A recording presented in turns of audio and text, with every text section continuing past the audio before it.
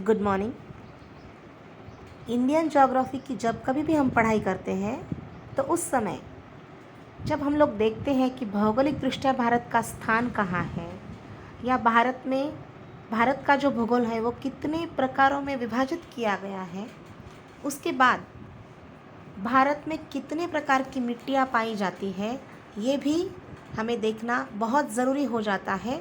क्योंकि जैसे मिट्टी का प्रकार होगा उस प्रकार से हमें किस जगह पे कौन से चीज़ की खेती होती है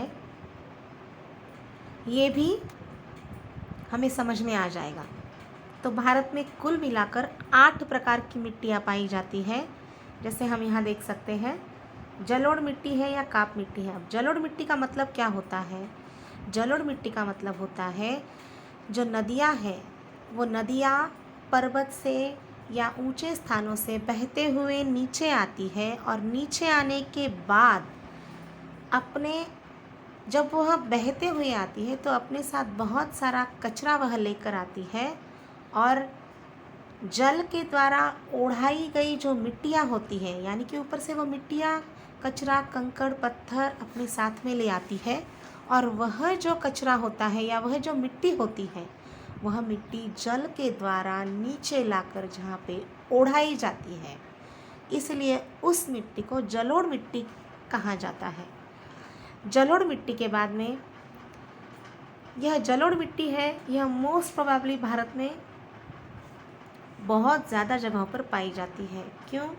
क्योंकि यहाँ पे अगर हम फिगर में देखें तो मोस्ट प्रोबेबली जहाँ पे भी हिमालय का पार्ट दिख रहा है वहाँ पे जलोढ़ मिट्टी हमें दिख रही है, क्योंकि हिमालय से या ऊंचे स्थान से बहुत सारी नदियों का उगम होता है और वहाँ से नदियाँ अपने साथ बहुत सारी मिट्टी लेकर आती है और वो नीचे लाकर वो नदियाँ उस मिट्टी को उड़ा देती है जो भी जगह है वहाँ पे, इसलिए उसे जलोढ़ मिट्टी कहा जाता है।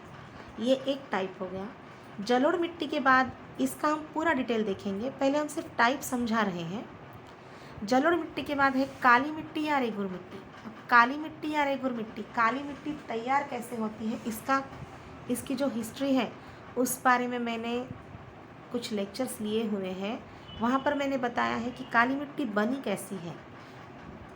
जैसे मैंने बताया था कि जो भूकंप हुआ था उस भूकंप के बाद बहुत सारा जो लावा है वह लावा ठंडा होने के बाद उससे काली मिट्टी बनी थी और वह काली मिट्टी ज़्यादातर महाराष्ट्र और कुछ आजू बाजू के एरिया में पाई जाती है, जिसमें कपास की खेती बहुत अच्छे से होती है। हम इसका बहुत डिटेल देखेंगे।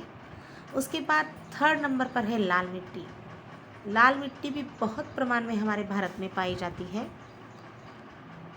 और एक बात मुझे बताना है कि जो मिट्टियाँ होती हैं उनका जो कलर होता है, उनका जो रंग होता है, वह रंग उसमें पाए जाने वाली जो कंटेंट्स होते हैं, उसमें पाए जाने वाली जो चीज़ें होती हैं, जैसे किसी मिट्टी में लोह का प्रमाण ज़्यादा है तो वह मिट्टी लाल कलर में हमें दिखाई देती है।